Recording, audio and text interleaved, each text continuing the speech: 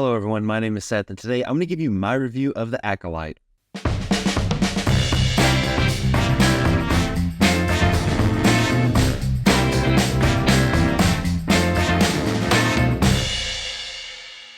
I was very excited about this show. It was kind of described as this like murder mystery, like Jedi detective show, and that sounded like so much fun, something so different than what we really have had in Star Wars before. And so I was so excited. I loved the idea. I loved maybe getting to focus more on the Sith, but I will say, unfortunately, it did not live up to my expectations. And judging by a lot of what I've seen, it does not live up to your expectations either. It actually, just earlier this week, got canceled. It will not be renewed for a season 2. So that's kind of where we're at. I get why it won't be returning for a season 2. But before we jump into what I think about the show as a whole, don't forget to like this video, hit subscribe, and hit the bell icon so you never miss a video. We're on the road to 300 subscribers, so go ahead and subscribe. It costs you nothing and it'll absolutely make my day. So first off, if you haven't seen the show, I will say I'm going to be spoiling just a little bit. I'm not going to go through episode by episode, spoiling the whole thing. But I'll mention a few plot points, a few things with the characters, things like that. If you haven't seen it and you want to see it, go ahead and do so. Just be warned, there is some spoilers I'll mention in this, but it's been out for long enough. A lot of people don't like the show, so a lot of people probably don't care anyway, but I'm going to jump right into it. I made a TikTok about halfway through the season, kind of giving my thoughts, and if you want to, you can follow me on TikTok at CinemaSeth. And halfway through the season, I definitely had some issues with it, and I was hoping that it would get better, and unfortunately, it didn't. But if this is your first video of me, I'll give you a little bit of background. You can also go back on my channel. I've done a few other Star Wars shows. I've done a few other Star Wars videos. So you can go back and kind of get more of a sense of who I am kind of as like a Star Wars fan. But I absolutely love Star Wars. I will watch anything Star Wars. But some people, when I made that TikTok, commented saying like, oh, well, you just hate anything Disney. You hate any new Star Wars, any Disney Star Wars. You just hate it. You love to hate on everything. I wish people would quit hating on Disney Star Wars just to hate on Disney Star Wars. Well, I'm absolutely the wrong person to try to throw those accusations at, because I like a lot of the Disney Star Wars. I like the sequels for the most part. I love The Force Awakens. I do still like The Last Jedi. It wasn't what I was expecting, but I still like it. And I have to go back and re-watch The Rise of Skywalker. I haven't seen it in a long time, but I thought it was okay. I didn't think it was a disaster like everybody else thought. I thought it was okay, although it lacked a lot of planning. I love The Mandalorian. Season 3 was probably the weakest of the 3, but I still love The Mandalorian as a whole. I really liked Ahsoka.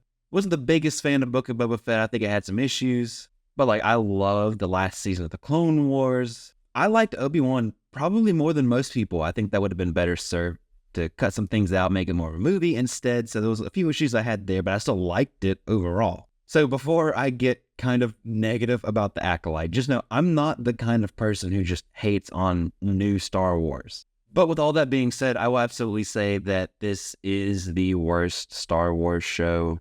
This might be one of the worst Star Wars things just in general, maybe. Quite honestly, this felt like bad fan fiction. And to me, it's just the basic storytelling stuff, just like the basic script writing and storytelling things that they get wrong here. It's just incredible to me that some of these super basic script writing and screenwriting, storytelling, all of that is just completely fumbled. Like, for example, one thing that just absolutely blew my mind is that within a probably about 40 minutes stretch of show, May, one of the characters, goes from absolutely wanting to kill Kelnaka, the Wookiee Jedi, to being on the planet and going through and telling Kymir that she needs a rest because she needs to have energy whenever she fights Kelnaka. She was all ready to fight and kill Kelnaka, and then just a little bit later she says, you know what, never mind, I think I'm going to change my ways, and you know what, I'm going to turn myself into the Jedi instead. And so she goes, finds Kanaka's dad, whatever, things happen.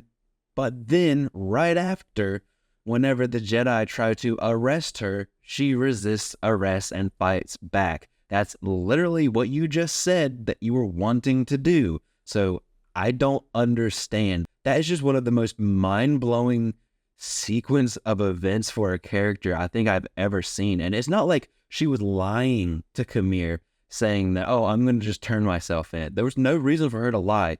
So in the show, I believe that everything, every decision she made, everything that she said was sincere. And even if it wasn't sincere, they did not do a good job of letting the audience know. But since I believe it was sincere, I think it was intended to be sincere, you can't do that. Like, what in the world kind of 180 and then 180 again, like within like 40 minutes of show? Like, that's mind blowing to me. I don't understand how that was allowed to happen. It's storytelling stuff like that they just get really wrong, and that's just very odd to me. And honestly, the show as a whole is not really like a murder mystery, kind of like they described it to be. They revealed stuff way too early, like within like the first 5 minutes of the show. You know, a lot of times a murder mystery, like, oh, who's doing the murders? We're following the people doing the detective work and we're trying to figure it out. Well, no, they tell us right immediately. We know. So they revealed stuff way too early. They didn't let any kind of tension build at all. And everything was so incredibly telegraphed that even when they did try to withhold some information, I mean, you knew it anyway. I knew that Kamir or the stranger was the Sith. Like, I knew that. That was so incredibly obvious. I don't know if they were thinking like, oh, we're going to make it so obvious that it's not obvious. That's not really clever. I also knew that he was Vanessa's apprentice. Like, that was just an obvious thing to pick up on. I also knew that Osha was going to turn to the dark side. Like, that seemed pretty obvious straight from the beginning of the show. And unfortunately, most of the characters here range from uninteresting to just bad and poorly written.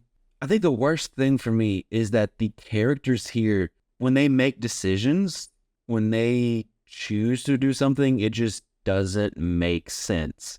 Basically, no character in this show makes a decision that I feel like makes sense for their character. They only make these decisions because the script says so.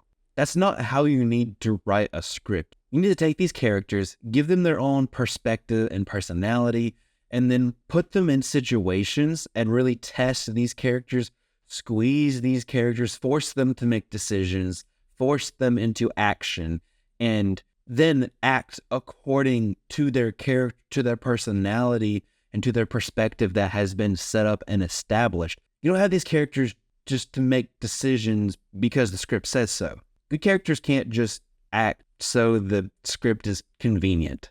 And the cover-up that the whole show kind of hinges on, that the Jedi had this cover-up, it's not that big of a deal, really. I don't think it's that impactful. I think the events are just kind of like whatever. This whole thing basically happens because the witches are incredibly antagonistic to the Jedi. A Jedi Padawan wants to go home, and Master Soul wants an apprentice. And it's basically this big misunderstanding. And Soul killed the head and mother of the witches because he didn't know what was going on. He didn't know if she was trying to like vaporize one of the twins, because that's kind of what it looked like. But like, it's just kind of like a mess, and it's not interesting. Like, we kind of get this story twice in the 8 episodes. It's not really even that interesting for one episode, let alone 2. And around that whole confrontation, the fact that breaking the witch's mind control on Kanaka just killed them all, I guess, that it's just very dumb. I feel like not only was the story poorly written, I think it was just the wrong story to tell. I think maybe telling a more Sith-centered story would have been very intriguing and very interesting. It's not something that we've really dove into a lot in Star Wars. I think that would have made for a really interesting premise. I think that's kind of what I was expecting a little bit more. And I'm not saying I dislike the story because it's not what I expected. I don't think it was executed well. People said that the birth from the Force for the twins was breaking canon because Anakin was the only person who was supposed to do that. Well, the movies never said that Anakin was the only person who was supposed to do that ever. He was just the one that they had known of. So if it happens to Anakin, who knows, maybe it could happen to somebody else, whatever. I don't care really that much. If you say that like a Force birth can happen to multiple people, then like it's whatever. I don't really care. So I don't think it's the show breaking canon that makes the show or the story bad. I think it's just poorly executed. All throughout the show, I feel like the writers thought that they were doing something very clever and interesting when in reality they weren't. The show here focuses on the twins, and I honestly did not care about the twins at all. They aren't unique, and they aren't well written. I think the show probably would be way better off without them. Both of them are poorly written. The characters and the motivation just aren't good. Master Soul started as a great character. I thought he was really cool. This was a really cool Jedi. I thought there was a lot of really interesting parts to him. But as the show went on, they gave him less and less. And honestly, I really hate how they just kind of ended his character. Everything with Venestra in the show was just bad.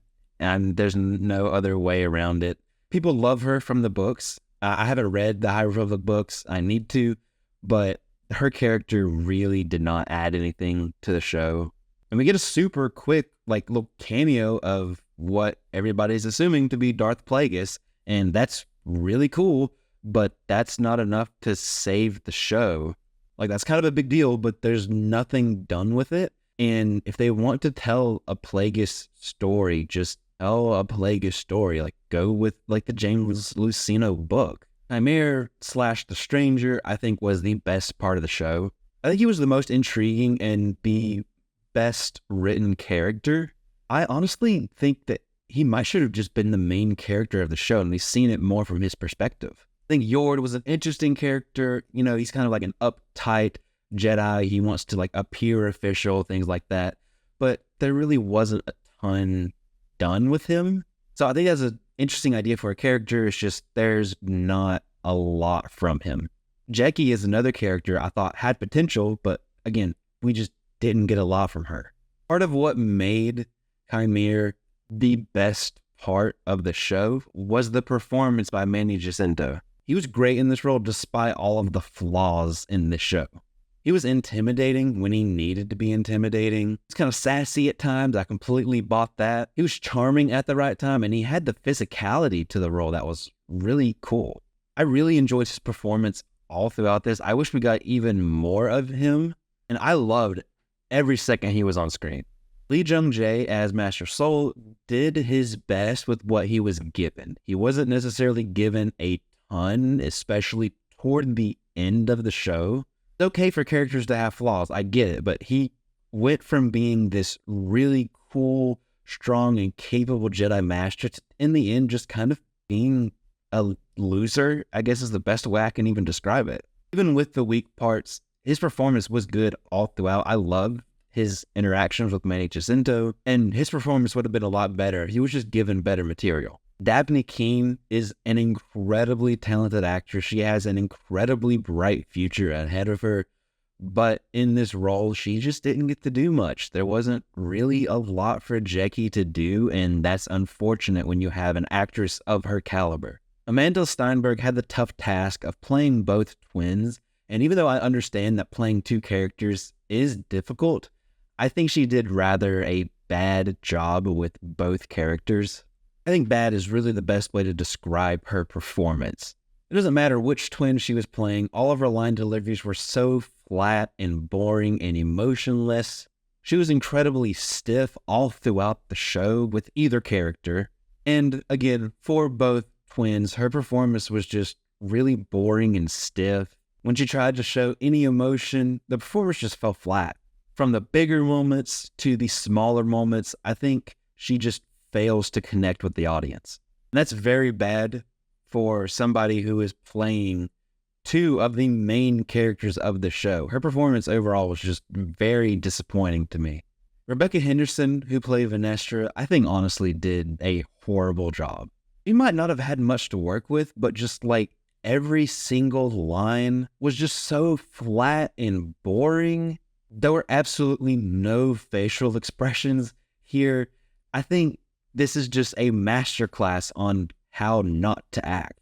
Now, after all of that negative, I will say that I think the first couple episodes had promise. I was intrigued. I was interested. I wasn't in love with the show, but I was definitely interested and excited to see where they took it. Unfortunately, they did not take it in a good direction. One giant positive for me is the lightsaber combat and just the hand-to-hand combat too. The lightsaber combat in this was so good. Like, I loved it. There wasn't enough of it, honestly, but every time lightsabers clashed, I absolutely loved it. The combat was fast and energetic, and it reminded me of like a perfect blend between the prequels and the original trilogy and the sequel trilogy. They got creative during the fights, and I just loved to see it. Even the hand-to-hand combat stuff was really fun. I thought it was awesome to see Force users do hand-to-hand combat. I will definitely go back and watch the fights again, even though I won't go back and watch the whole show again. One positive I will say, there is some surprise deaths throughout this show, and I think that's pretty well done, because you never want to feel like your characters are invincible. You want to feel like your main characters are in danger. The negative about that, though, is it would have made more of an impact if we cared about the characters more. I even love that we got some like cool legends stuff, like the Cortosis medal that shorts out lightsabers. That's really cool. I love that it's been introduced into Star Wars canon. But overall, I have to say that I was so incredibly disappointed in this show. I think this show had so much potential, but it just failed in even the basic storytelling aspects. The characters are just very poorly written, and for the most part, they're poorly performed as well. The action and the lightsaber fights, the hand-to-hand combat stuff is all really exciting, is really good, but that's not going to save the show. It's definitely the worst Star Wars show so far, and that's very unfortunate. I 100% get why it was canceled. I think you pretty much have to cancel it at this point. I'm hoping they learn from this and they can tell well-written stories with interesting and in-depth characters. The show does leave some kind of major threads just out there, with like Plagueis and Chimere still just around only about 100 or so years before the Phantom Menace. So even though this isn't getting a second season, maybe they can kind of tie up some of those loose threads in a comic book, or maybe they can get a whole new creative team and tell an interesting and complex story about Plagueis, like the James Luceno book. But that's it. That's my review of The Acolyte. Have you seen this show? Let me know what you thought in the comment section down below. I would love to have a conversation with you about it. Thank you so much for watching. I really appreciate it. Don't forget to like this video, hit subscribe, and hit the bell icon so you never miss a video. You can follow me on social media pretty much anywhere, @CinemaSeth, and I'll see you next time.